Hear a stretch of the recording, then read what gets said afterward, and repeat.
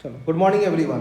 तो नेक्स्ट हम जा रहे हैं बात करने calculation of thermodynamics changes in expansion और compression of an ideal gas.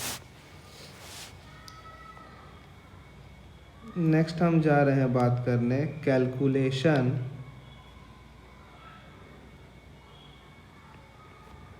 Of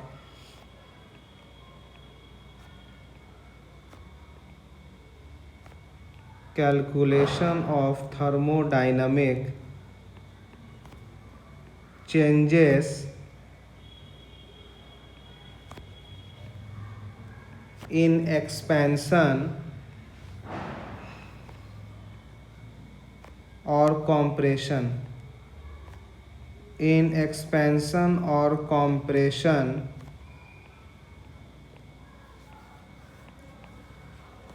of an ideal gas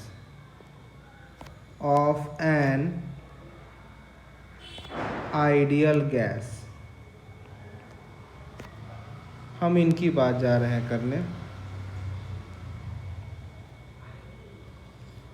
चलिए, जब ऐसा प्रोसेस की हम बात करें तो हमें क्या क्या निकालना होता है मैं बता देता हूँ आपको। इसमें Q मतलब हीट निकालना पड़ता है, स्मॉल w का मतलब वर्क निकालना पड़ता है,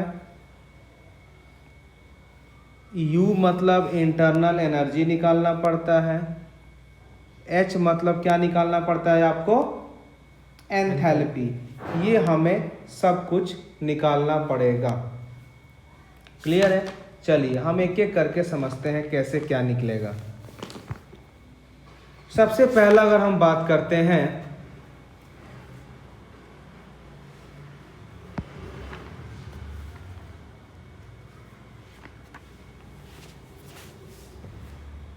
तो वो हमारा रहेगा आइसोथर्मल एक्सपेंशन और कॉम्प्रेशन। सबसे अगर हम पहला का बात करें तो वो क्या रहेगा हमारा, आइसोथर्मल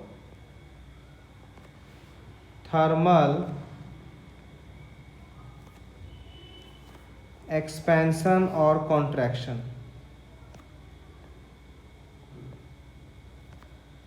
आइसोथर्मल एक्सपेंशन और कॉम्प्रेशन प्रोसेस।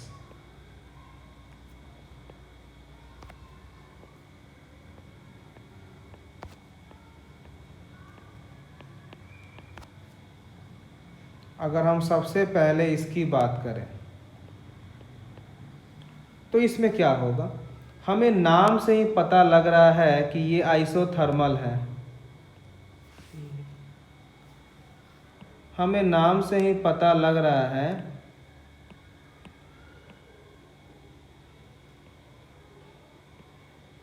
कि ये वाला आइसोथर्मल है।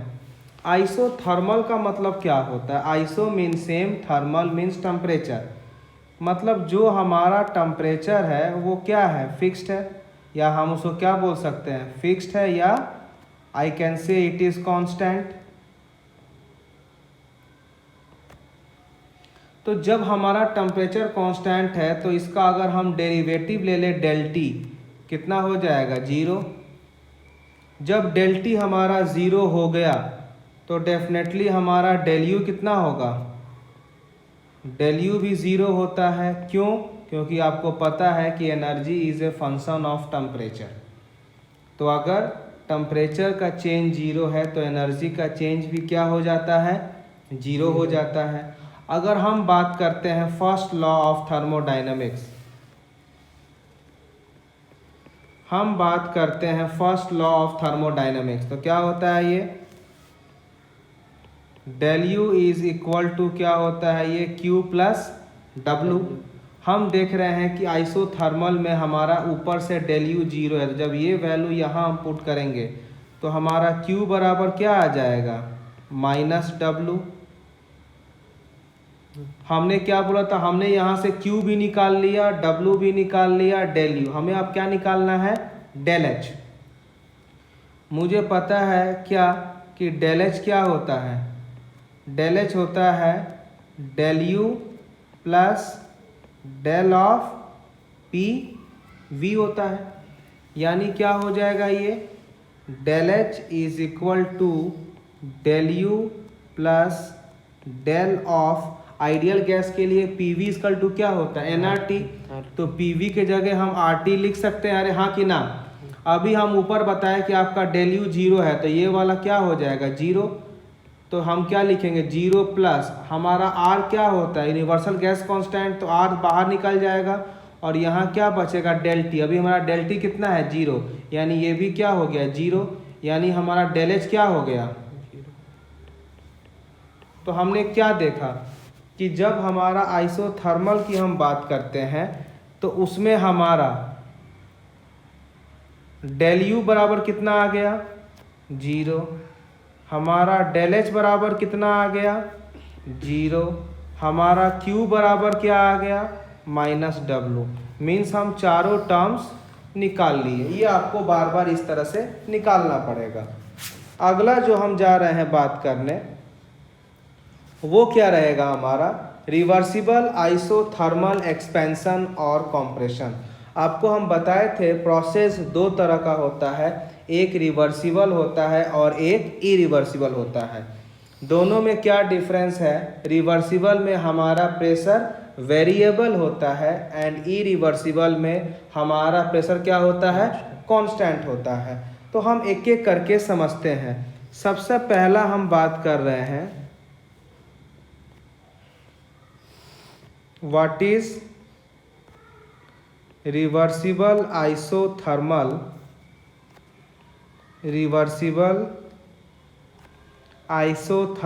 एक्सपेंशन और कॉम्प्रेशन।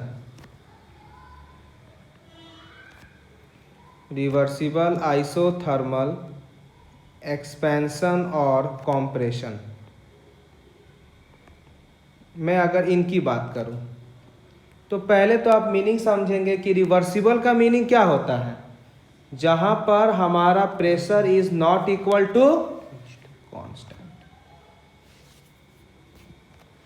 आइसोथर्मल का मीनिंग क्या होता है, जहां पर del T is equal to 0, तो del U is equal to 0, del H is equal to 0। ये तीनों के तीनों टेम्परेचर पर 0 होते हैं। अब हमें क्या निकालना है, वर्क डन एंड हीट। हम बात करते हैं कि जो हमारा चेंज इन वर्क डन है वो क्या होता है माइनस ऑफ PdV। हमने वर्क डन को माइनस क्यों लिया, because it is work done by the system, होता है ना। अब यही जो वर्क डन है जब इसको हम पूरा सॉल्व करेंगे तो dW का इंटीग्रेशन क्या हो जाएगा W होगा और यहाँ क्या हो जाएगा -PdV चेंज इन वॉल्यूम। मतलब एक बार हम वॉल्यूम को क्या ले ले इनिशियल और एक बार हम वॉल्यूम को कहाँ तक हो गया फाइनल। अब इसका हमें डेरिवेटिव करना पड़ेगा। हमें पता है कि प्रोसेस क्या चल रहा है रिवर्सिबल, यानी प्रेशर हमारा कांस्टेंट नहीं है, तो हम प्रेशर को इंटीग्रेशन साइन से बाहर नहीं निकाल सकते, हाँ कि ना।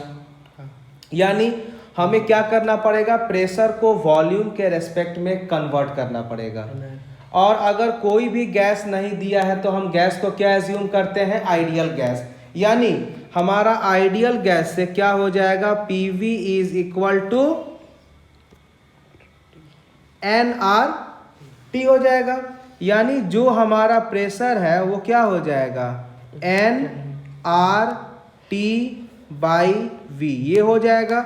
अब यही P को हम इस इक्वेशन में पुट करेंगे तो हमारा क्या हो जाएगा work done is equal to minus nRT/V dV integration of V initial से लेके V फाइनल तक।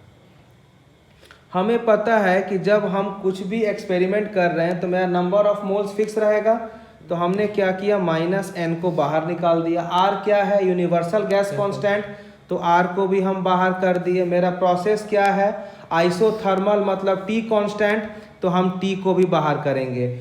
हम वही पैरामीटर को इंटीग्रेशन साइन से बाहर करते हैं जो एकदम कांस्टेंट होते हैं। समझ में आ रही है। अब क्या करेंगे, इसको मैं करूंगा इंटीग्रेशन, किससे करूंगा dV/V क्या हो गया वॉल्यूम इनिशियल से लेके वॉल्यूम फाइनल। अब हमको ये बताइए माइनस nRT का तो कोई चेंज नहीं, dv/v का इंटीग्रेशन क्या होगा, ये होता है ln v।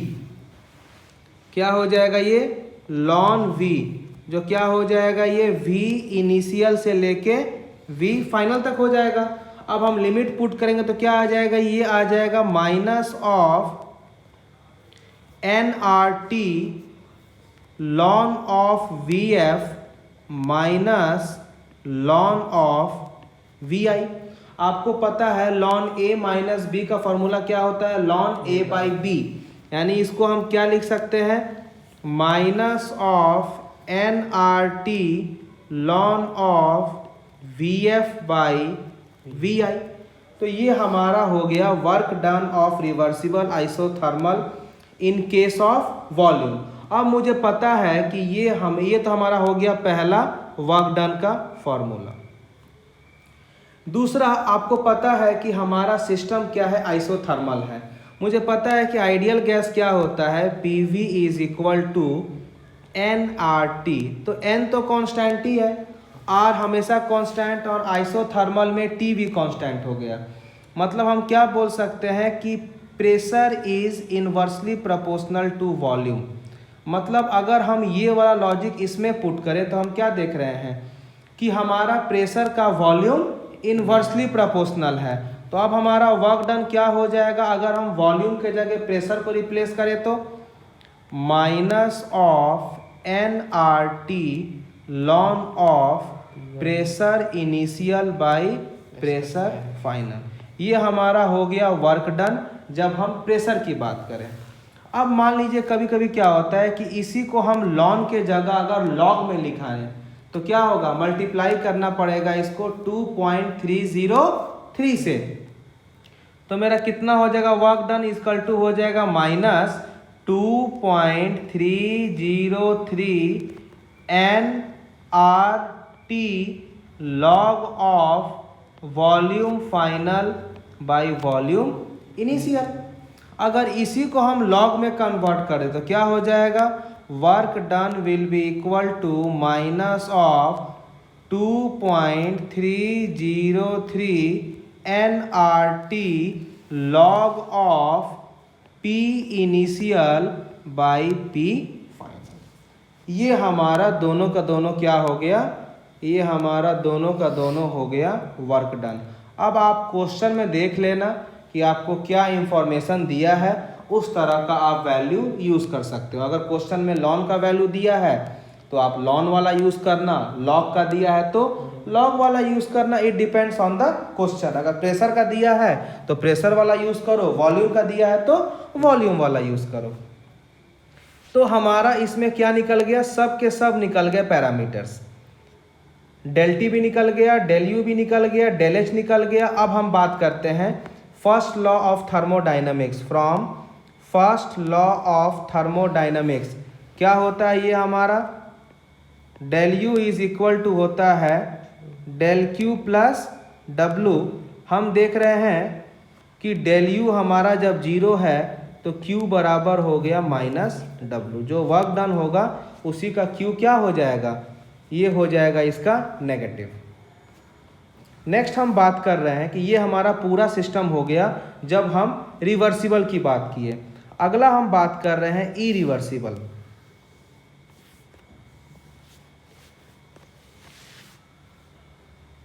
अगला हम बात कर रहे हैं इरिवर्सिबल। इरिवर्सिबल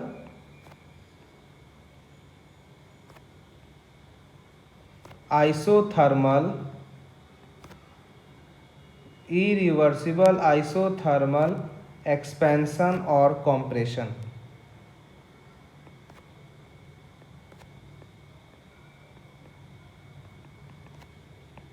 उसमें क्या होगा,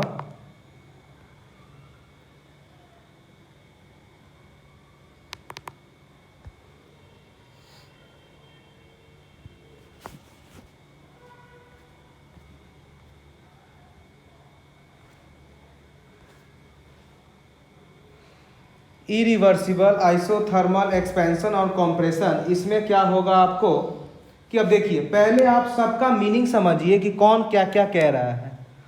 जैसे हम बात कर रहे हैं इरिवर्सिबल का, तो इरिवर्सिबल का मीनिंग क्या होता है? Pressure is equal to constant होता है। आइसोथर्मल का मीनिंग क्या होता है? Temperature is equal to constant होता है। क्लियर है? अब हम बात कर रहे हैं सबसे पहला इसमें, what do you mean by free expansion? हम क्या बोल रहे हैं इसको? What do you mean by free expansion? Free expansion क्या होता है? What is free expansion? Free expansion means जो भी एक्सपेंशन हो रहा है उसमें आप कोई प्रेशर नहीं दे रहे हो। क्या कर रहे हो आप? उसमें कोई प्रेशर नहीं दे रहे हो। मतलब जो आपका एक्सटर्नल प्रेशर है, जो आप बाहर से प्रेशर दे रहे हो, वो क्या हो गया? जीरो हो गया। अब देखो, जब प्रेशर जीरो हो गया तो हमारा वर्क डन कितना होता है? ये होता है minus P into D V, यानी पी कितना हो गया? जीरो। तो मेरा वर्क डन कितना हो जाएगा? Zero into D V means work done भी हमारा क्या हो गया? जीरो हो गया। अब अगर हम बात करते हैं किससे? फर्स्ट लॉ ऑफ थर्मोडायनामिक्स से। किससे हम बात करेंगे? First law of thermodynamics. तो उससे क्या होगा बताइए? Del U is equal to Q plus W, मतलब पी डेल वी। तो डब्ल्यू कितना हो गया हमारा? डब्ल्यू जीरो हो गया। और हमारा ये क्या है? ये एक्सटर्नल प्रेशर पी है, तो हमारा क्यू भी क्या हो जाएगा? जीरो। क्यों? क्योंकि फ्री एक्सपेंशन है, कोई काम ही नहीं हो रहा है। तो जब हमारा डब्ल्यू भी जीरो हो गया, क्यू भी जीरो हो गया, तो हमारा डेल यू कितना होगा? जीरो होगा। तो हमारा डेल एच कितना होगा? जीरो। यानी फ्री एक्सपेंशन में याद रखिएगा सब zero. Pressure external zero, work done zero, heat zero, internal energy change zero, enthalpy change zero. सारे के सारे क्या हो जाते हैं? ये जीरो हो जाते हैं। क्लियर? चलिए अब हम दूसरा आते हैं। जो दूसरा हम बात करते हैं वो ये है,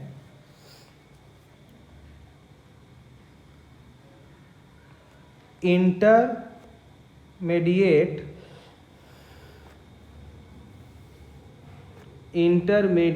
एक्सपेंशन, इंटरमीडिएट एक्सपेंशन और कंप्रेशन। क्या हम बात कर रहे हैं इसमें? इंटरमीडिएट एक्सपेंशन और कंप्रेशन। अब इसमें फ्री नहीं है, अचानक से हो गया, तो हम क्या लिखेंगे इसमें? कि जो हमारा वर्क डन होगा इरिवर्सिबल है, मतलब प्रेशर क्या कांस्टेंट हो गया, तो हम क्या लिखेंगे? Minus integration of P external D V, जहाँ वॉल्यूम हो गया वी इनिशियल से वी फाइनल। अब प्रेशर क्या हो गया? कांस्टेंट हो गया ना, तो ये क्या हो जाएगा? Minus P external integration of D V, V initial से वी फाइनल, यानी इसको क्या लिखेंगे हम? Minus P external integration of D V क्या हो जाएगा? वी हो जाएगा, वी हो जाएगा। अब ये क्या हो जाएगा? वी इनिशियल से वी फाइनल, यानी ये क्या हो जाएगा? Minus of P external into V final minus V initial. ये कौन सा हो गया? Work done in irreversible isothermal process. जब वर्क डन हम निकाल लिए, आइसोथर्मल प्रोसेस की हम बात कर रहे हैं। हम किसकी बात कर रहे हैं? आइसोथर्मल का। तो मतलब डेल यू कितना होगा? डेल एच कितना होगा? तो first law of thermodynamics, del U equal to Q plus W. तो डेल यू जीरो, तो क्यू बराबर कितना हो जाएगा? Minus W. यहाँ से डब्ल्यू निकाले, इसी का करेंगे माइनस, तो क्या निकल जाएगा? क्यू। तो क्या इसमें हम क्यू का, डब्ल्यू का, डेल यू का, डेल एच का सबका वैल्यू निकाल पाए कि नहीं? हाँ कि ना? सेम यहां पर भी आपका यही लॉजिक था। फ्री एक्सपेंशन, जो आपका फ्री एक्सपेंशन था वो किस में हो रहा था आपको, आइसोथर्मल में, तो डेल यू क्या हो जाएगा 0, डेल एच क्या हो जाएगा 0, बाकी आपको पता है। तो ये सर हमारा हो गया, ये हमारा हो गया पूरा प्रोसेस। हम जब रिवर्सिबल एंड इरिवर्सिबल आइसोथर्मल में जब काम करते हैं, क्लियर है। अब हम जा रहे हैं बात करने आइडियाबैटिक का। किसकी बात हम करेंगे, आइडियाबैटिक का। नेक्स्ट हम जा रहे हैं बात करने आइडियाबैटिक।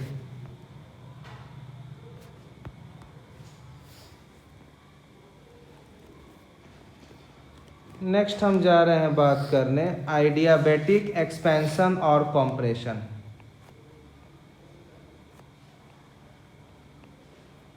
नेक्स्ट हम जा रहे हैं बात करने आइडियाबैटिक एक्सपेंशन और कॉम्प्रेशन प्रोसेस। इसके लिए क्या होता है, ठीक है। अब देखिए आइडियाबैटिक मीन्स क्या होता है, no heat is allowed to enter और leave. What is the meaning of adiabatic, कि हमारा जो Q है वो कितना हो जाएगा, 0 हो जाएगा।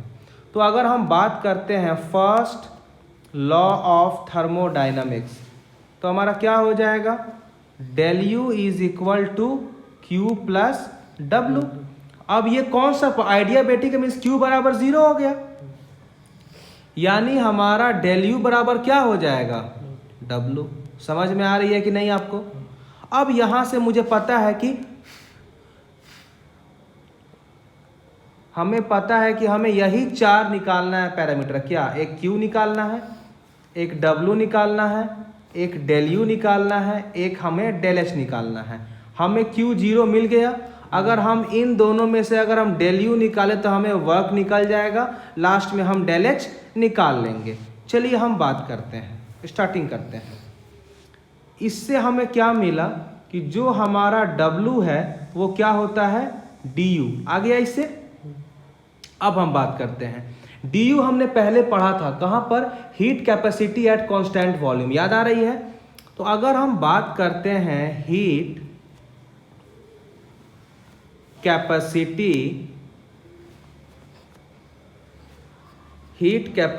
एट कांस्टेंट वॉल्यूम, अगर हम बात कर रहे हैं heat capacity at constant volume, जिसको हम क्या बोलते हैं, CV। क्या हम बोलते हैं इसको, CV। तो क्या होता है ये, CV इक्वल टू क्या होता है ये होता है du by dt at constant volume. मतलब हम क्या लिख सकते हैं कि जो हमारा du है वो क्या हो जाएगा, CV dt। वो क्या हो जाएगा, CV dt। अब ये वाला हमारा हो गया कब, जब हमने 1 मोल ऑफ गैस का बात कर रहे हैं। This is for 1 mole of gas. हम बात कर रहे हैं for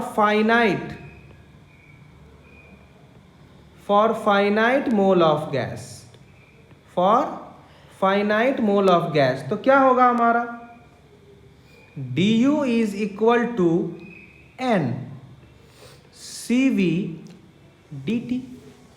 du is equal to n CV dt। या अगर आप इसको ओपन करके लिखोगे तो क्या लिखोगे, du को u2 माइनस u1 is equal to n CV T2 minus T1। दोनों सही है, यानी हमारा डेल यू इक्वल टू आ गया n CV डेल टी। यानी हमने डेल यू निकाल लिया तो हमारा वर्क निकल। अब हमें निकालना है डेल एच। डेल एच भी हम पढ़े थे, क्या होता है, मुझे पता है कि H इज इक्वल टू होता है U प्लस PV।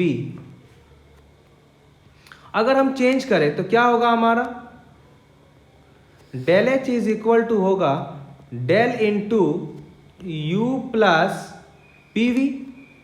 यानी क्या होगा हमारा ये, del H is equal to del U plus del of P V होगा।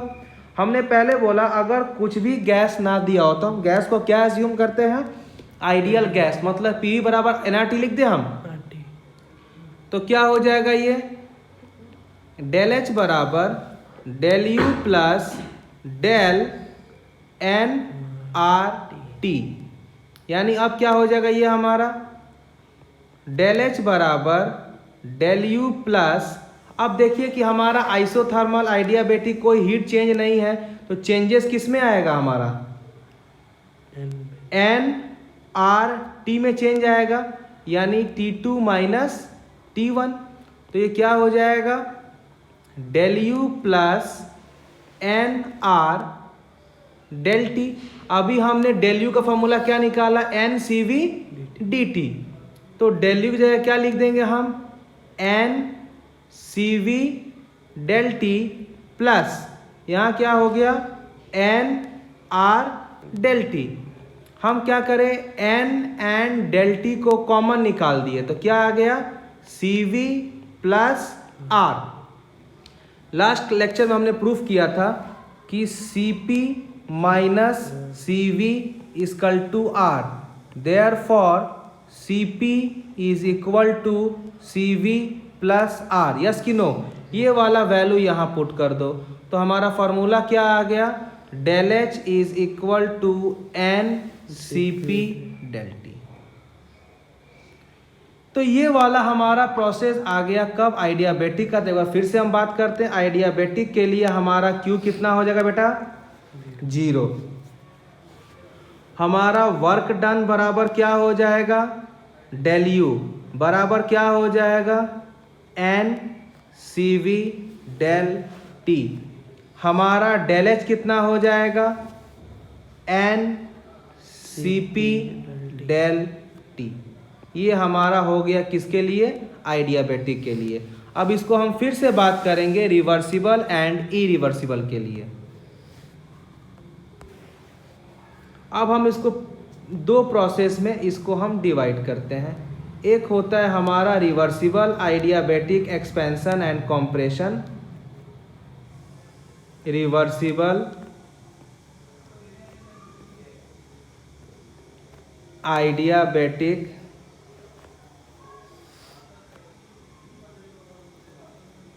एक्सपेंशन और कॉम्प्रेशन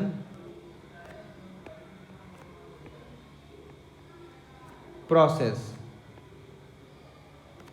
और एक क्या हो जाएगा आपका इरिवर्सिबल आइडियाबैटिक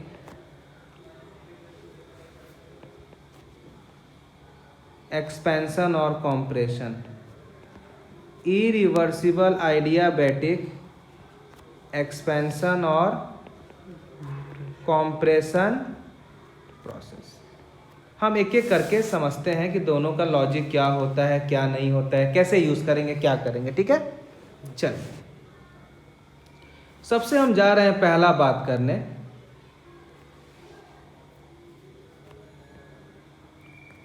रिवर्सिबल आइडियाबैटिक प्रोसेस। सबसे हम जा रहे हैं पहले बात करने रिवर्सिबल आइडियाबैटिक प्रोसेस हमारा क्या होता है। अब आइडियाबैटिक है तो हम देखते क्या बोलेंगे, हमारा Q क्या हो जाएगा बेटा 0। ये तो हमें समझ में आ रहा है, बाकी हम निकालेंगे। अगर हम फर्स्ट लॉ तो हमारा वर्क डन कितना होता है, वर्क डन हो जाता है minus of P del V होता है। अगर हम इस पर अप्लाई करें फर्स्ट लॉ ऑफ थर्मोडायनामिक्स तो क्या होगा हमारा del U is equal to Q plus W होगा। मेरा Q क्या हो गया 0 हो गया, यानी W को हम क्या लिखेंगे, यानी हमारा क्या आएगा U is equal to W। अभी हम प्रूफ किए U को क्या लिखते थे NCV डेल टी। हम 1 मोल गैस लिए तो क्या हो जाएगा डेल यू बराबर CV डेल टी बराबर, और वर्क डन का वैल्यू यहां से पुट करो क्या आ गया माइनस P डी। कुछ समझ में आया कि नहीं आया, कैसे किया हम, आया समझ में। अब मान लीजिए हम यहाँ बात कर रहे हैं रिवर्सिबल का। मतलब हमारा प्रेशर क्या है, वो कांस्टेंट नहीं है, रिवर्सिबल है ना। तो प्रेशर को हम लिखेंगे वॉल्यूम के टर्म्स में। गैस कुछ नहीं है तो क्या गैस लेंगे हम, आइडियल गैस। मतलब मेरा क्या हो जाएगा, PV is equal to nRT। मतलब मेरा P क्या हो जाएगा, nRT/V होगा ना ये वाला। अब ये वाला P का वैल्यू आप यहाँ पुट कर दो, तो ये मेरा क्या आ जाएगा, CV dt is equal to P के जगह क्या पुट करोगे, माइनस nRT/V dV। अब हम यहाँ क्या करेंगे, CV को यहाँ रखेंगे, D वहाँ से T को नीचे लाएंगे, यहाँ क्या बच जाएगा, माइनस nRdV/V। अब इसको हम क्या करेंगे, इंटीग्रेशन करेंगे, तो हम करेंगे CV कांस्टेंट, ये बाहर चला जाएगा। अब हम क्या लिखेंगे इसको, dt/T, lower limit T1 upper limit T2, change of temperature. यहाँ क्या होगा, माइनस nR बाहर निकल गया, यहाँ क्या होगा, dV/V, lower limit V1 upper limit V2, initial and final. अब सॉल्व करो। आपको पता है कि dt/T को क्या लिखते हैं, ln T, अपर लिमिट क्या हो गया, T2, lower limit T1 equal to minus nR dV/V क्या हो गया, ln V, lower limit V1 upper limit V2। Solve करने पर क्या आएगा हमारा, CV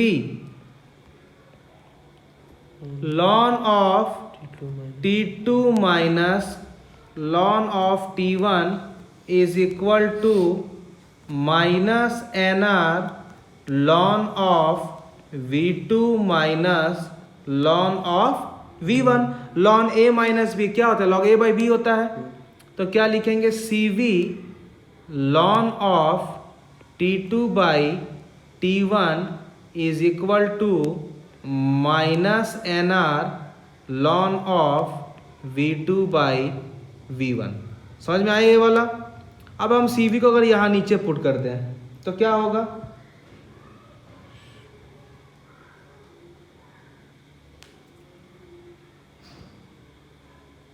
तो हम क्या लिखेंगे इसको, ln of T2/T1 is equal to minus R/CV ln of V2/V1। क्यों ऐसा क्यों लिखे हम, क्योंकि हमने n को कितना एज्यूम किया, 1 मोल।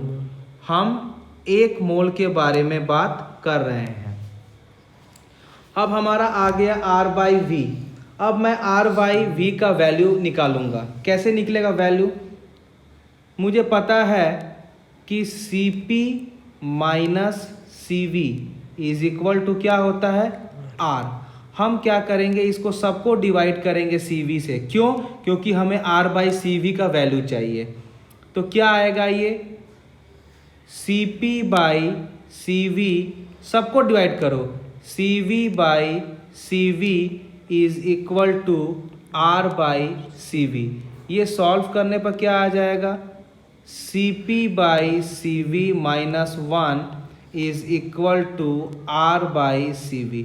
अब ये वैल्यू आप यहाँ पुट कर दो, तो ये क्या हो जाएगा, ये हो जाएगा ln of T2/T1 is equal to, यहाँ क्या हो जाएगा, minus CP/CV minus of 1 ln of V2/V1। ये फर्दर क्या हो जाएगा, ln of T2/T1 is equal to, open करो, 1 माइनस CP/CV इंटू क्या होगा, ln ऑफ V2/V1। हमें पता है कि CP/CV equal to gamma, since CP/CV equal to gamma, last class से प्रूफ। ये वैल्यू यहाँ पुट करो, तो यहाँ क्या आ जाएगा, ln of T2/T1 is equal to 1 minus gamma ln of V2/V1। मुझे पता है कि गामा का वैल्यू 1 से बड़ा होता है, तो हम यहाँ साइन चेंज करेंगे। हम क्या लिखेंगे, ln of T2/T1 is equal to gamma minus 1 ln of V1/V2। आपको पता है कि अगर हम 2 log बेस का 10 3 को हम ऐसे भी लिख सकते हैं, log 10 का बेस 3 का स्क्वायर लिखते हैं ना। तो यानी अगर हम टर्म में देखें, इस टर्म में अगर हम देखें कि ln से मल्टीप्लाई है, तो ये चला जाएगा log के पावर में। तो क्या हो जाएगा, ये ln of T2/T1 is equal to ln of V1/V2 का होल पावर गामा माइनस 1। क्या हो जाएगा, होल पावर गामा माइनस 1। अब इसका हम वैल्यू निकालेंगे इन terms of pressure and volume. किस में निकालेंगे इसका वैल्यू हम, इन terms of pressure and volume. तो यहाँ से हम देखें दोनों तरफ ln है, ln हमारा हो जाएगा नेगलेक्ट। क्या बचेगा, T2/T1 is equal to V1/V2 का होल पावर गामा माइनस 1। मुझे पता है कि आइडियल गैस में क्या होता है, PV इज इक्वल टू होता है nRT, यानी T बराबर क्या हो जाएगा, PV/nR। अब ये T का वैल्यू हम यहाँ पुट करेंगे अलग अलग से, तो क्या हो जाएगा, T2 की जगह क्या हो जाएगा, P2V2। N और R तो कांस्टेंट होता है। T1 के जगह क्या हो जाएगा, P1V1 इक्वल टू यहाँ क्या हो जाएगा, V1/V2 का होल पावर गामा माइनस 1। इसको हम ऐसे भी लिख सकते हैं, P2V2/P1V1 is equal to V1 का power gamma minus 1 divided by V2 का पावर गामा माइनस 1। अब हम इसको कर दे क्रॉस मल्टीप्लाई, तो क्या हो जाएगा, P2V2 का power gamma minus 1 is equal to P1V1 का पावर गामा माइनस 1। आप देख रहे हो कि अगर सेम क्वांटिटी जब मल्टीप्लाई होता है तो इनका पावर एडिशन हो जाती है। तो यहाँ क्या आएगा, P2V2 का power gamma is equal to P1V1 का पावर गामा। मतलब इसको हम क्या लिख सकते हैं, PV का power gamma is equal to constant. आइडियाबिलिटी के लिए क्या होता है, PV का power gamma is equal to constant. कुछ समझ में आया। चलिए, अगर मान लीजिए यही अगर हम बात कर देते कि बेटा टेम्परेचर एंड प्रेशर में क्या होगा, किस में हम बात करते हैं, टेम्परेचर एंड प्रेशर। तो हम फिर से यही वाला इक्वेशन को लेंगे, क्या लिखा था ये, T2/T1 is equal to V1/V2 का होल पावर गामा माइनस 1। अगर हम बोल रहे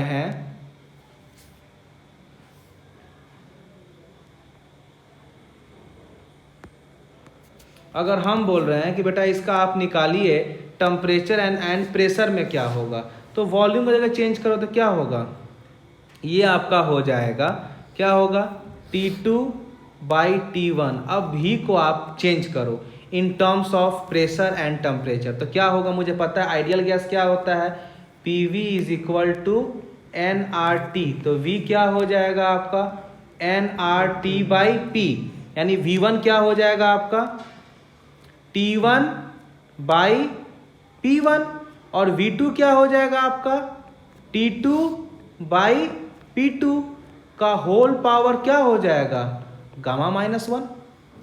अब इसको हम चाहे तो सेपरेट भी कर सकते हैं, तो क्या हो जाएगा, ये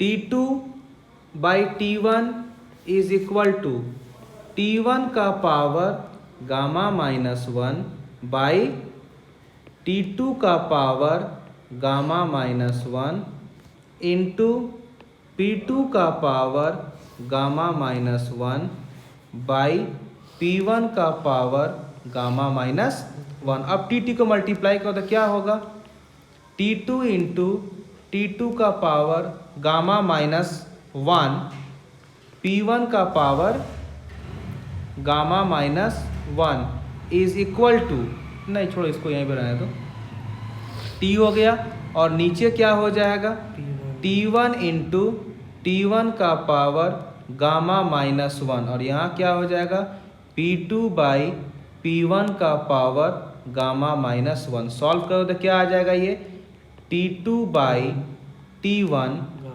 का power gamma is equal to P2 by P1 का पावर गामा माइनस 1। ये सब आपको न्यूमेरिकल सॉल्व करने में बहुत ही हेल्पफुल होगा। क्लियर है। तो अब अगर हम बात करें बेटा कि what is my del U, जो वर्ग के बराबर था, तो वो क्या होता है, वो हो जाता है n C V del T, मतलब क्या हो जाएगा T2 माइनस T1। अब आपको CV निकालना है इन टर्म्स ऑफ गामा, निकाल सकते हो, तो P2 बाई P1 है ना, T1 बाई T2 है ना। अगर हम पूछे से आपसे कि बेटा CV निकालना है गामा के फॉर्म में, तो कैसे निकालोगे, देखो आपको पता है, आपको पता है कि CP minus CV is equal to R होता है और CP by CV is equal to gamma होता है। हम क्या करेंगे कि दूसरा से CP का अगर हम बात करें CP, तो CP कितना हो जाएगा, गामा टाइम CV, और ये वैल्यू यहाँ पुट कर दो तो क्या हो जाएगा, gamma times CV minus CV is equal to R। CV आपने कॉमन निकाल दिया, ये आ गया R बाई गामा माइनस 1। ये वैल्यू आप यहाँ पुट कर दो तो डेल यू का value in terms of gamma क्या हो जाएगा, NR divided by gamma minus 1 into T2 minus T1। ये हमारा हो गया डेल यू। और अगर हम बात करें डेल एच का, तो डेल एच एज यूजल कितना होता है, n C P del T. तो ये हमारा हो गया what is the value of all the 4 parameters in terms of reversible adiabatic process. ठीक है, अब हम बात करते हैं इरिवर्सिबल का।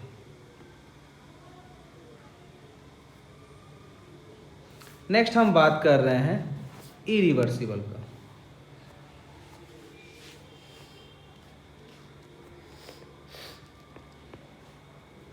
Irreversible adiabatic expansion. नेक्स्ट हम बात कर रहे हैं इरिवर्सिबल आइडियाबैटिक एक्सपेंशन और कॉम्प्रेशन।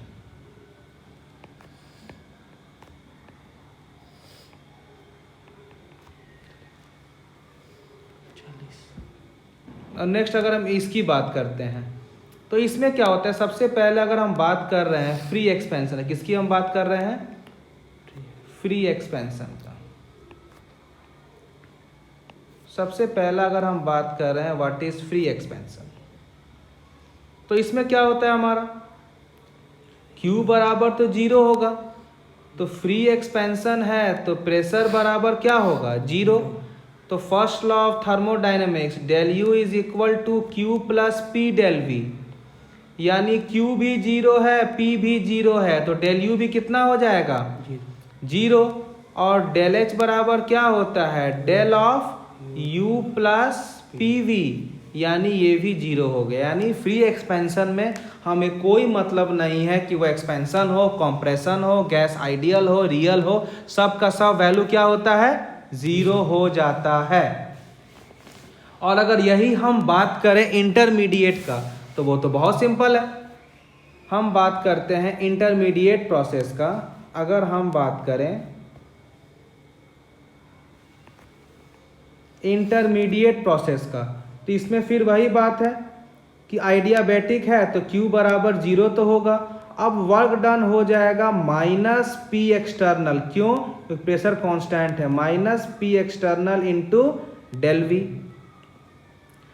तो हमारा अब डेल यू कितना हो जाएगा, डेल यू इक्वल टू होता है Q प्लस W, तो Q तो हमारा 0 हो गया, तो डेल यू बराबर हो गया W, और W अगर हम निकालते हैं इन टर्म्स ऑफ उसका तो क्या हो जाएगा, डेल यू बराबर हो जाएगा आपका N CV डेल T, और हमारा डेल H कितना हो जाएगा, डेल H हो जाएगा हमारा N CP डेल T।